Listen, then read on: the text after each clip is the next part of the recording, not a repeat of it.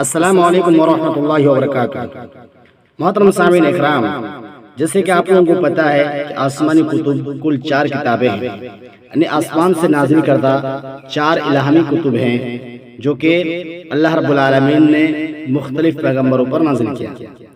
آئیے ہم جاننے کی کوشش کرتے ہیں کہ کون سی کتاب کب، کتنے سال میں اور کتنے دن کے وقفے کے بعد نازل ہوئی۔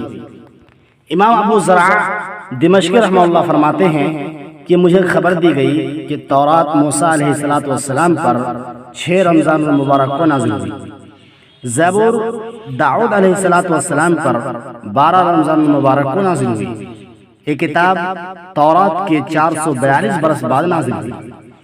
انجیل حضرت عیسیٰ علیہ السلام پر 18 رمضان المبارک کو نازل ہوئی اور یہ زبور کے 1050 برس بعد نازل ہوئی، اور قرآن کریم نبی صلی اللہ علیہ وسلم پر 24 رمضان یعنی 25ویں رات نازل ہوا۔